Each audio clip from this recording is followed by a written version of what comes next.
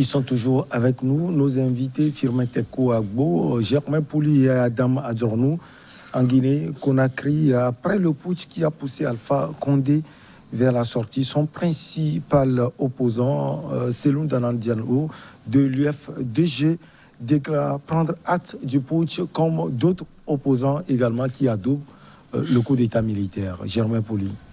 Oui, je pense que pour une fois, on assiste à une opposition qui maîtrise un peu le jeu politique, parce que, vous savez, c'est la tendance, la condamnation des coups d'État. Ouais. Mais cette opposition-là fait tout pour être en bon terme avec les militaires. Donc, vous allez remarquer que dans le fief de Seloun, donc à Conakry, il y a eu... les militaires se sont offerts un peu un bain de foule là-bas. Ils savent que c'est un quartier propice où ils peuvent être acclamés comme des héros et montrer cette image-là à la communauté internationale. Donc là aussi, l'opposition adhère déjà à ce coup d'État et espère jouer aussi un rôle important pendant la transition, parce que c'est la transition qui débouche sur la normalisation de la vie politique, et quand on n'est pas présent dans cette transition, quand on ne joue pas un rôle, on peut se faire écarter après et on a peu de chances aussi d'arriver. Donc aujourd'hui, Seloun se dit que il est le chef de file de l'opposition. Il a fait une longue carrière en tant qu'opposant, un peu comme Alpha Condé aussi, sans jamais devenir président, qui a été récompensé finalement. Donc je crois qu'il pense déjà que son heure est arrivée, et donc il n'a aucun intérêt à froisser les vrais tenants, donc ceux-là qui dirigent cette transition-là. Et donc c'est assez stratégique, et pour moi c'est intelligent de la part de l'opposition, même si certains peuvent critiquer parce qu'ils ont vu le rapport de force. Ils savent que les militaires ont ce rapport-là en leur faveur, et il ne sert à rien de ne pas profiter de ce qui a été fait, parce que c'est vrai qu'Alpha Condé, en tant qu'opposant, a déçu après par la manière dont il a géré le pouvoir, et il a employé tout son temps pour anéantir totalement l'opposition de laquelle il était issu. Donc aujourd'hui, que les militaires viennent libérer déjà des opposants que Alpha Condé avait envoyés en prison, et dire qu'il n'y aura pas de chasse aux sorcières, et parle d'une transition inclusive. Donc je pense que c'est logique que l'opposition oublie ce coup de force-là pour s'accrocher à ces nouveaux hommes en treillis, ces bérets rouges auxquels se sont ralliés d'autres forces, pour espérer jouer un rôle important dans la transition, et espérer à la fin de cette transition, pourquoi pas arriver au pouvoir. Alors, comme Germain l'a dit tout à l'heure, Cellou Dalein Diallo n'avait pas le choix. Il est obligé d'adouber ce putsch militaire en Guinée-Conakry. Mais est-ce que c'est une démarche démocratique, Firmin Teko Agbo? C'est une démarche que moi je condamne. Peut-être que c'est une question de terminologie, mais il y a eu coup d'État à Conakry. C'est-à-dire, c'est antidémocratique. On doit condamner cette démarche. C'est-à-dire, moi je condamne avec la plus grande énergie ce coup d'État. La plus grande véhémence. Avec la plus grande véhémence. C'est-à-dire, on doit condamner ce qui s'est passé le dimanche. Maintenant, quand on voit tout ce que l'UFDG et Cellou Dalein Diallo, même toute l'opposition est en train de vivre durant toutes ces années. Regardez, qu'est-ce que nous voulons? Qu'est-ce que l'opposition veut? On peut vouloir une chose et son contraire. On veut la démocratie, le respect des règles de la République. Ce qui n'est pas fait. Ce qui n'est pas fait. Alpha Condé, quoi qu'on puisse lui reprocher, il y a des Guinéens qui ont voté pour lui. Au nom de la Constitution, on a organisé des élections. Au nom de la Constitution, il a prêté serment. Au nom de la Constitution, il est devenu chef de l'État. Il a gagné la dernière élection, celle organisée en décembre 2020. Il est le président de la République de Guinée, démocratiquement. Donc, venir organiser un coup d'État et venir l'humilier comme ça, publiquement, à la face du monde, ce n'est pas une bonne chose. C'est antidémocratique. Alors, ce que les militaires ont fait, on doit condamner cela. C'est ce que je vous l'ai dit sur ce plateau que ce que Assimi Goïta est en train de faire, si on ne trouve pas une solution à ça, ça va amener d'autres. Ça va amener d'autres. Et c'est ce qui est en train de continuer comme cela. D'ailleurs, les gens disent qu'il est proche. Je vais parler de Mamadi Doumbouya, qu'il est proche de Assimi Goïta. Qu'ils ont eu à suivre la même formation donnée par les Américains en 2017. Les deux responsables des forces spéciales. Donc, et puis on demandait à Condé de se méfier de ce gars, mais il était trop confiant, il disait qu'il ne pourrait rien faire. Et voilà la suite. Donc ce qui s'est passé comme coup d'État, on doit le condamner avec la plus grande véhémence. Moi, quand la population dans la rue acclame, applaudit des deux mains, ces militaires, moi ça me fait sourire. Regardez, nous sommes en 2009. La même chose. En 2008, Lansana Conté est mort. Dadis Camara a pris le pouvoir. Et je me rappelle cette image-là. Il a pris un bus et il a ramassé tous les mis dedans. Et maintenant, ils sont passés dans un quartier. Tout le monde applaudit. On a dit non, c'est les meilleurs. Dadis. Rappelle quelques mois, on a découvert le vrai visage de Dadis Camara et qui a fait tuer des centaines de personnes au stade de Conakry le 28 septembre 2009. Est-ce qu'il était l'auteur, Firmin Kouagbo? Écoutez, il n'était pas l'auteur, mais c'était sous son magistère. C'était lui qui était le chef de l'État. Et les opposants étaient là. Qui a tiré? Qui était le chef suprême des armées à l'époque? C'était sur lui que des gens étaient tués. Des gens étaient enterrés, des gens ont disparu. Donc la population qui acclame un coup d'État. Parce qu'à l'époque, ce n'était pas Dadis Camara qui devrait prendre le pouvoir. C'était le président de l'Assemblée nationale qui devrait prendre le pouvoir, organiser la transition, organiser les élections pendant avoir 2 mois pour organiser les élections et transmettre le pouvoir démocratiquement au nouveau président élu. Dadis Camara, il a pris le décès de Lansana Conté, il est venu, il s'est accaparé le pouvoir et il a foutu le bordel après. La population a applaudi des deux mains. Aujourd'hui, la même chose se répète. On perpète un coup d'État. Cette même population qui crie à la démocratie, qui dit non, il faut respecter les droits de l'homme, il faut un État démocratique. Justement, c'est le 3e mandat qui a mené ce coup d'État. Non, moi je ne peux pas dire. Pour vous, ce n'est pas ça. Non. C'est des problèmes personnels entre Mamadi et puis Alpha. Est-ce que Doumbouya reproche au président Condé d'avoir fait le 3e mandat? On ne l'a pas senti. Est-ce qu'il a, dans sa déclaration, il a dit non, qu'il ne devait pas faire le 3e mandat? Et maintenant, quand on parle de 3e mandat, moi je dis démocratiquement et légalement, le président Condé n'avait pas tort. Parce que, attendez, quoi qu'on puisse dire, quoi qu'on puisse penser... Vous voulez dire que tout s'est fait à l'hémicycle? C'est ça, c'est fait à l'hémicycle, c'est-à-dire la modification constitutionnelle n'est pas antidémocratique. La modification constitutionnelle, le fait de modifier la constitution, ce n'est pas antidémocratique. Chaque constitution contient en son sein les possibilités de révision, les possibilités de modification. Donc le fait que Alpha Condé ait eu à modifier la constitution, c'était pas illégal, c'était pas antidémocratique non plus. Et le fait que la limitation de mandat, je l'ai dit ici, la limitation de mandat est antidémocratique. Moi, je ne sais pas ce qu'on a eu à reprocher à Condé. Si on lui reprochait c'était un 3e mandat, démocratiquement, il n'était pas en tort. Légalement, il n'était pas en tort. Qu'on ne nous dise pas aujourd'hui que... On lui a reproché la mauvaise gestion du pays. On peut lui reprocher une certaine mauvaise gestion du pays. Il embassit sans cesse les opposants. Il embassit. Ils sont libérés tout récemment. Bien sûr.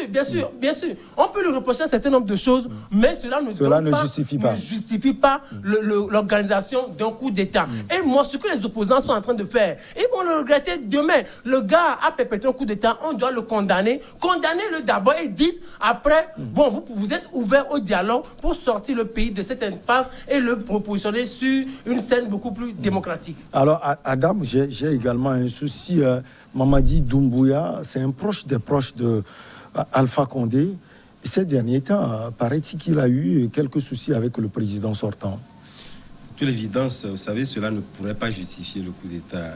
Tous les coups d'État que l'on a eu à connaître en Afrique, lorsque vous les prenez, c'est toujours les proches des présidents de la République. Il faut connaître les rouages. Oui, donc chacun sait, lorsque un mal est fait, on essaie de pouvoir l'expliquer. On peut expliquer le mal, mais on ne saurait jamais le justifier. Donc rien ne saurait justifier ce coup d'État-là dans un pays démocratique, surtout à ce 3e millénaire. C'est impossible. Donc, ceci étant, je pense que pendant que la population guinéenne y est, il faudrait trouver forcément des artifices pour cohabiter et éviter que le mal ne s'approfondisse C'est en ce sens que l'intervention de part et d'autre concernant donc, ces opposants-là peut être plus ou moins justifiée. Mais dans un premier temps, moi, je pense que même si le magistère d'Alpha Condé, ces derniers temps, était donc sujet à caution, on pouvait véritablement en discuter, en débattre, puisque c'est vrai, pour toute analyse, on essaie également d'évoquer cette question de troisième mandat et ces élections-là qui étaient l'une des élections les plus contestées et contestables d'ailleurs même de la Guinée. Et puis on a vu également la CEDEAO qui a perdu des plumes. C'est vrai que ça a été justifié comme n'étant pas de vraies images, mais tout compte fait, ça s'est ressuscité encore. Lorsque la CEDEAO a voulu, puisque de toutes les façons, d'une manière ou d'une autre, la CEDEAO doit intervenir, puisque la Guinée fait partie intégrante donc, de la CEDEAO. Mais déjà, cet aspect de la chose, ils l'ont expliqué, mais les gens ont gardé toujours cette image-là de la CEDEAO, comme quoi il y avait donc de l'argent qui avait circulé. Donc ça voudrait dire quelque part qu'il y a eu des achats de conscience, même au niveau donc, de l'observation des élections, pour justifier ce mascarade électoral que la Guinée a connu. Mais moi, je pense qu'en tout état de cause, ce sont des leçons qu'on aura quand même à tirer pour ce coup d'État-là. Ces leçons, d'abord, moi, je pense que nous devons d'abord évoquer ou convoquer la communauté internationale. Et je le dis toujours, cette loi de subsidiarité qui fait que c'est la CEDEAO, la ligne de la CEDEAO que toute la communauté internationale doit suivre. C'est comme ça que ça se passe ailleurs, puisque c'est elle qui est la communauté internationale la plus proche ou intégrant donc la Guinée. Et là, je pense que la mauvaise gestion des multiples crises ces derniers temps, parlant donc de ces coups d'État par la CEDEAO, ne lui donne pas aujourd'hui l'étoffe nécessaire de pouvoir véritablement s'imposer dans cette nouvelle crise de la Guinée. Et là, moi je me dis, cette fois-ci, c'est vrai, si nous condamnons l'opposition dans toute sa globalité pour n'avoir pas condamné ce coup d'État, puisque de toutes les façons, moi je pense que pendant que... moi je fais toujours cette comparaison, nous prenons au moment où Macron était, disons, au bas des sondages au niveau de la France, et que cet incident-là s'est produit, vous avez vu... On a vu Marine Le Pen, tout le monde, toute la classe politique qui a condamné cela. Il faudrait que chez nous également, peu importe ce qu'on peut reprocher à Alpha Condé en termes de gouvernance, etc., mais un coup d'État doit être condamné. Mais lorsqu'aujourd'hui, vous essayez d'acclamer ces putschistes, ces forces armées... il a dit que c'est le contraire de ses convictions. Mais ils sont devant une situation où Alpha Condé s'est emparé du pouvoir en violant la Constitution, en violant tout. Mais il a violé tout, mais n'oubliez pas également que ces forces armées-là l'ont aidé à pouvoir violer. À réprimer. Et devant, il y avait Mamadi Doumbouya. Tout à fait. Et arrêter tous ces opposants-là. Donc, quelque part, aujourd'hui, ils sont comptables de la situation que Alpha Condé avait causée par le passé. Ils ne vont pas, pour aujourd'hui, convaincre. En tout cas, de toutes les façons, moi, je ne vois pas quels sont les arguments que peuvent avancer les militaires pour me convaincre que voilà, sur certains nombre d'aspects, ils ont perpétré ce coup d'État-là. C'est impossible. Là, c'est pourquoi je dis, on essaie donc de pouvoir trouver des artifices pour expliquer une situation déjà en déconfiture. Et là, ça ne convainc pas. C'est pourquoi je dis, dans un premier temps, il faudrait que la classe politique guinéenne, dans toute sa globalité, puisse d'abord condamner ce coup d'État. Puisque demain, si eux, aujourd'hui, ils sont pour ce coup d'État, et demain, ils viendront, ça se répétera. Puisque dans toute l'histoire de la Guinée est toujours émaillée de ces coups d'État-là.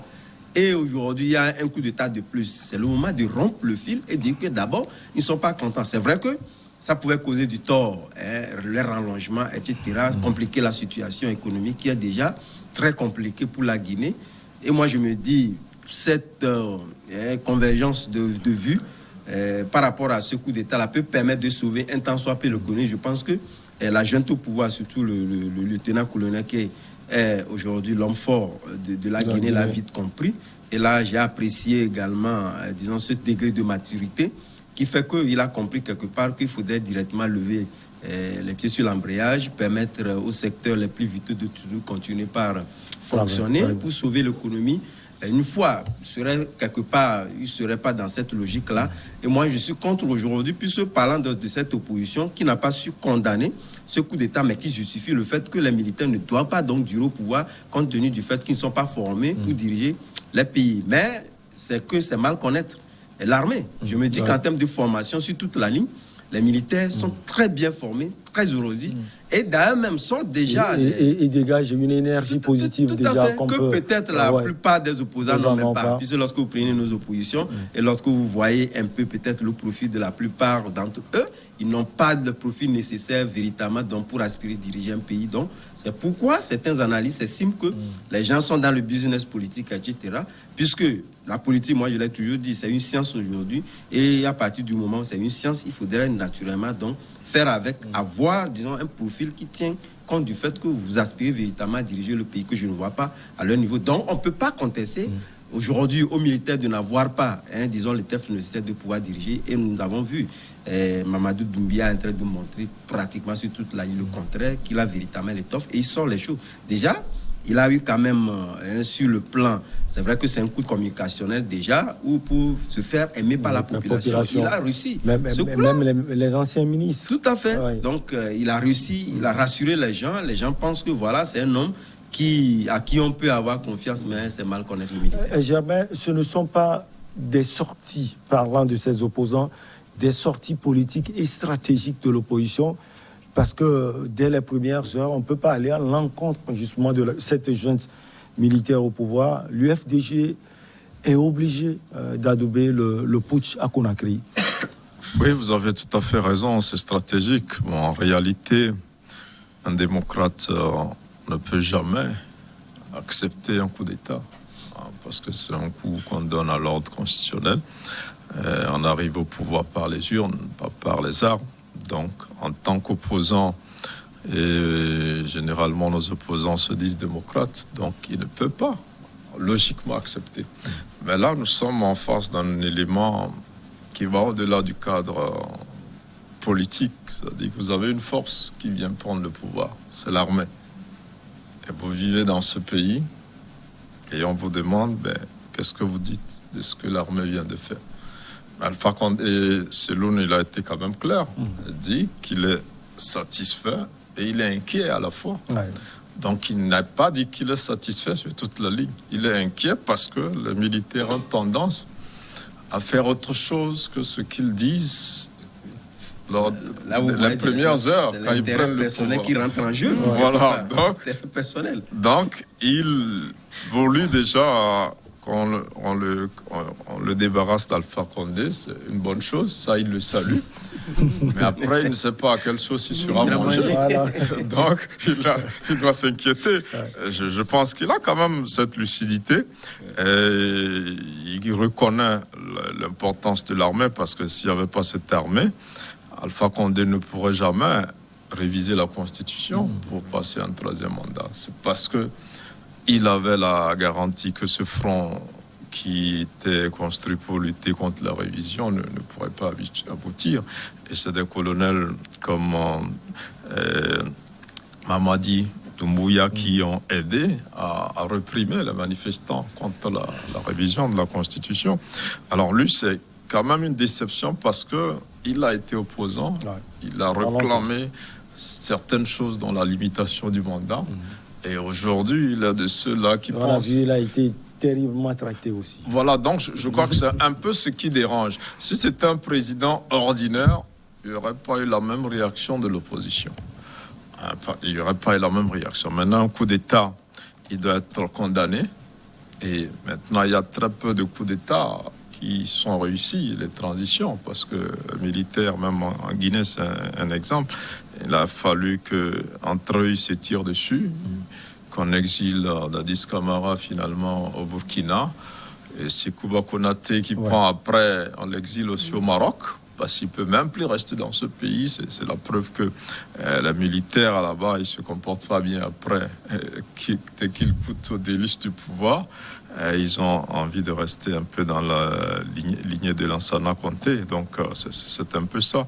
Mais aujourd'hui, c'est une situation irrégulière qui s'installe dans ce pays-là. Et on espère que les militaires qui sont là feront ce pourquoi ils ont donné ce coup de force-là à la Constitution, et que très vite, ils pourront libérer la Guinée et la mettre sur la voie de la démocratie. Mais vous verrez que là, déjà, les bains de foule qui se sont offerts après, au lieu de régler les problèmes, pendant la transition, ils vont vouloir eux-mêmes avoir une popularité qui leur permettrait après d'être candidats et de revenir en tant que civil. Et ça va être des gymnastiques qui vont compliquer la transition, parce que après les autres ne sont pas dus quand ils remarquent cela. Et c'est un peu difficile pour le militaire de faire comme Matete, la première fois qu'il a fait le coup d'État, de faire un coup d'État, de remettre le pouvoir. Et ça l'a aidé à revenir intégralement et d'attendre son tour. Oui. Ici, les militaires n'attendent plus. Ils sont pressés. Quand ils sont là, ils veulent rester. Ils veulent, vous voyez, plusieurs sites. Jerry Rawlings, parce que quand Rawlings a fait son coup d'État, il est resté des années. Mais lui, au moins, il a pu quand même redresser son pays. Ils parlent de Jerry Rawlings comme référence. Voilà, ils l'ont cité. C'est la trace, même la suite. Voilà, mais ça m'étonnerait qu'ils suivent un peu ce que Jerry Rawlings a fait dans son pays. Si un civil comme Alpha Condé ne veut pas faire l'alternance et réviser la Constitution, c'est pas un militaire qui va arriver et qui va pas continuer. Donc ça va être compliqué. Et on comprend la stratégie de cette opposition-là. Maintenant, est-ce qu'elle va offrir des garanties suffisantes pour que les militaires leur passent le témoin après la transition? Ça, on attendra de voir. On attendra de voir les premières décisions que prendra cette junte-là au pouvoir. Firmin Tekou Agbo, pour le moment, pas de calendrier, pas même de sortie de ces militaires qui prouvent à suffisance qu'ils vont faire une période transitoire et laisser le pouvoir. Est-ce que, quand vous les voyez, vous lisez, vous arrivez à lire dans leur esprit des gens qui veulent laisser le pouvoir maintenant? Non, parce que du moment où... ils peuvent laisser regardez, le pouvoir. Assimi Goïta en est un exemple le plus illustratif. Ça, c'est Assimi Goïta et c'est le Mali. Et du moment où la CEDEAO a été très timide vis-à-vis de lui, donc la CEDEAO ne peut rien dire. Complaisant, la CEDEAO ne peut rien. Qu'est-ce que la CEDEAO ou que peut l'Union africaine face à Doumbouya aujourd'hui? Du moment où l'Union africaine et la CEDEAO ont été très complaisantes vis-à-vis de Assimi Goïta et vis-à-vis de Mahama et des jeunes. La situation est compliquée. Du moment où on ne prend pas de mesures si coercitives vis-à-vis de ces comportements de coup d'État-là, il fallait juste prendre la mesure parce que, bien sûr, on peut reprocher des choses à Emmanuel Macron, mais lorsque Assimi Goïta a perpétré son deuxième coup d'État, il a dit, mais le gars a agi de la sorte au premier coup d'État, mais vous avez réagi, et aujourd'hui, au second coup d'État, mais vous êtes timide, mais j'espère que la situation, vous n'allez pas la regretter du jour au lendemain. Et on voit un peu ce qui se passe. On a l'impression que les Africains eux-mêmes ne veulent pas arriver à résoudre leurs problèmes. C'est-à-dire, on est trop complaisant vis-à-vis des situations tellement urgentes, vis-à-vis des situations tellement difficiles. Je ne comprends pas. Le lendemain de la Guinée, je n'arrive pas à le dessiner. Du moment où ce sont des militaires et encore que ce soit un ami de Assimi Goïta. Vous imaginez Assimi Goïta qui n'arrive pas à dire qu'en février, qu'il aura le pouvoir, où il va organiser les élections. Et qu'attendez-vous de ce lieutenant-colonel ou commandant Doumbouya? Il dit, mon ami Assimi Goïta est là-bas, donc moi si je suis là, donc peut-être en 2022, il va nous sortir un calendrier pour dire il part en 2023. Parce que le Tchadien, il est là pour faire 18 fois 2. Ça veut dire 36 mois, ça veut dire 3 ans. Donc, la situation est un peu plus compliquée pour les Africains. C'est difficile. L'autre chose que je voulais ajouter, moi, j'ai la faiblesse de croire que les Africains veulent la démocratie, au fait. Surtout quand on sait Jerry John Rawlings. A dit pour moi, Jerry John Rawlings, peut-être on peut l'acclamer pour avoir laissé le pouvoir. Vous voulez dire qu'il n'a rien de démocrate? Vous prenez le pouvoir, vous organisez un coup d'État, vous tuez des gens, vous massacrez des vies humaines, des centaines de personnes. On doit vous acclamer. Jerry John Rawlings est loin ou était loin d'être démocrate. Peut-être qu'il fallait passer forcément par cela. Non, moi je ne suis pas. Moi, c'est cette expression. Moi, je voudrais. La démocratie, c'est la démocratie. Soit on choisit la démocratie, soit on choisit la dictature. C'est tout. C'est ce que moi, je voudrais que les Africains comprennent. C'est-à-dire, on peut pas... Vous ne voulez pas de mélange? Non, je ne veux pas de mélange. Jerry John Rawlings, on peut l'applaudir pour avoir laissé le pouvoir en 2000 à John Kufuor, si j'ai bonne mémoire. Ouais. Mais le fait qu'il ait eu à perpétrer le coup d'État, il a eu à massacrer des vies humaines, des gens, des humains. Mais c'est des actes à condamner. On ne peut pas le citer en exemple. Donc vous imaginez, c'est des amis au fait. Doumbouya, c'est son ami. Il dit qu'il veut rendre propre la maison. Qui Doumbouya, Assimi Goïta, Jerry Ronlis. Est-ce qu'il a rendu propre la maison aujourd'hui? Quand on veut citer les pays les plus corrompus au monde, on cite le Ghana, on cite le Nigeria, on cite le Cameroun. On n'a jamais cité le Togo. Vous dites les pays les plus corrompus. Donc je me dis, aller au Ghana, Obama même l'a démontré dans son discours en 2009 pour dire que le Ghana fait partie des pays les plus corrompus au monde. Donc moi je me dis, ces genres de coups d'État, il faut que les Africains le comprennent. Il faut que les Africains disent, soit on veut la démocratie, soit on veut la dictature. Moi, je pense que ceux-là qui comprennent mieux les peuples africains sont les dirigeants. Hein. C'est pour ça qu'ils se comportent comme ça. Parce que c'est des peuples qui cherchent une chose et son contraire. On ne sait pas exactement ce que veulent les Africains. Démocratie, ou parce que vous ne pouvez pas vouloir de la démocratie et ensuite applaudir des coups d'État. L'autre chose, pour terminer, pour terminer, on a encore 2 minutes. Moi, je voudrais dire que ce qui s'est passé avec Condé, c'est la même chose qui s'est passé un peu avec Idriss Déby. Elle dit, moi, je voudrais voir peut-être une main noire derrière ce qui s'est passé. Parce que cette main noire, selon vous, ça viendrait de Paris. Ça viendrait de Paris. Toujours de Paris. Oui, de Paris, parce que, regardez par exemple, quand vous suivez, mon raisonnement peut être erroné, mais je l'assume. Regardez, quand vous voyez un peu, avant le décès de Idriss Déby, de Papa Déby, toute sa campagne s'est attaquée à la France. Toute sa campagne s'est attaquée à la France. Mais quand vous êtes dans même avant la campagne, lors des réunions internationales, il s'attaque, il épinglait énergiquement la France.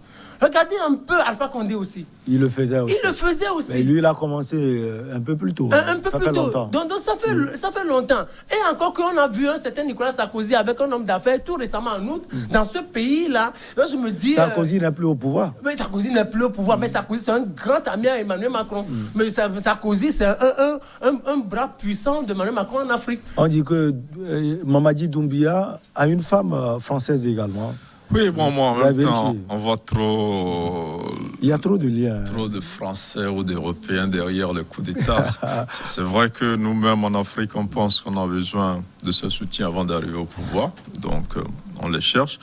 Mais en même temps, aussi, vous savez, la communauté internationale n'est pas aussi puissante que ça, sur le plan interne. Quand une armée fait un coup d'État, après on met la pression sur l'armée, c'est vrai. On étouffe un peu l'armée, mais ces pays-là qui vont prendre des sanctions ont aussi des intérêts dans ces pays-là. Donc même les sanctions sont limitées. On a vu des pays comme la Libye, tout ça, qui ont été sanctionnés. Mais le jour où les Américains et autres ont levé les sanctions, qu'est-ce que Kadhafi a dit? Ben non, ils se sont punis eux-mêmes. Lui n'avait pas eu de sanctions, mais les Européens, les Occidentaux se sont punis eux-mêmes. Donc c'est pour vous dire que les sanctions sont difficiles à prendre. Et il y a une question de souveraineté aussi. Vous voyez, dans les pays, il y a les armées qui interviennent malheureusement trop souvent dans la vie politique. Mais le pays est souverain. Germain, vous le permettez? On va marquer la pause pour le journal et on revient juste après parler un peu de cette situation en Guinée-Conakry et aborder le sujet sur la Côte d'Ivoire.